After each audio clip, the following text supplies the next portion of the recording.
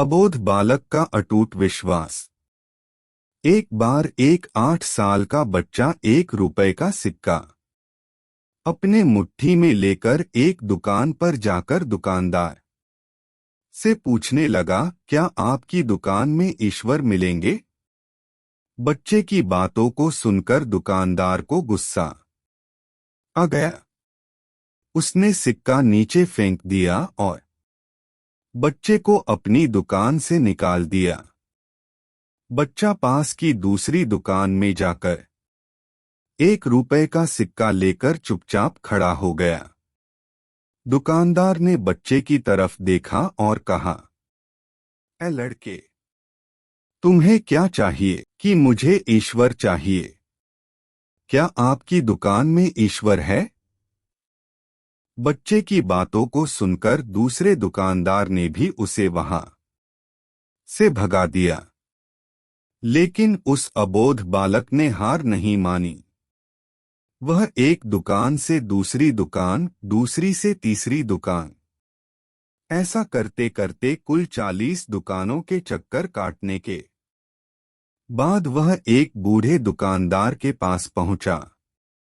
उस बूढ़े दुकानदार से भी उसने वही सवाल पूछा कि क्या आपकी दुकान में ईश्वर मिलेंगे?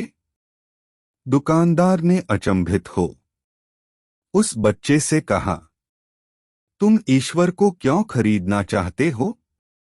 क्या करोगे तुम ईश्वर को लेकर? पहली बार एक दुकानदार के मुंह से यह प्रश्न सुनकर बच्चे के चेहरे पर मुस्कान उभर आई।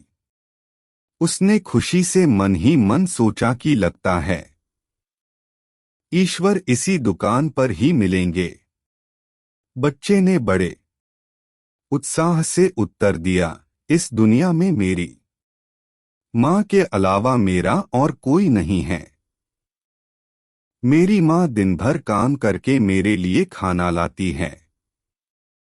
मेरी माँ अब अस्पताल में बीमार हैं। अगर मेरी माँ मर गई तो मुझे कौन खिलाएगा? डॉक्टर ने कहा है कि अब सिर्फ ईश्वर ही तुम्हारी माँ को बचा सकते हैं। इसीलिए मैं आपके पास आया हूं। क्या आपकी दुकान में ईश्वर मिलेंगे?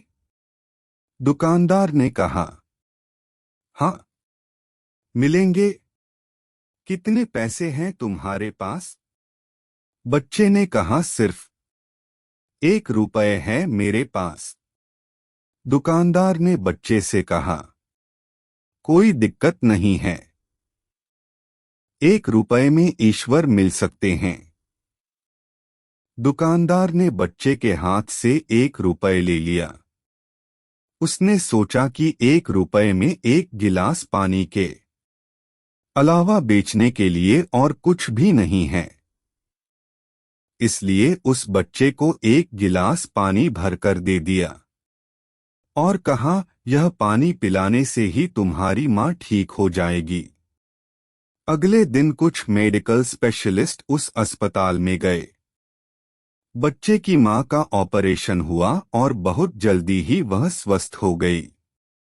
डिस्चार्ज के कागज पर अस्पताल का बिल देखकर उस महिला के होश उड़ गए। डॉक्टर ने उन्हें आश्वासन देकर कहा, घबराने की कोई बात नहीं है। एक वृद्ध सज्जन ने आपके सारे बिल चुका दिए हैं। साथ में एक चिट्ठी भी दी है। महिला चिट्ठी खोलकर पढ़ने लगी। उसमें लिखा था कि मुझे धन्यवाद देने की कोई आवश्यकता नहीं है।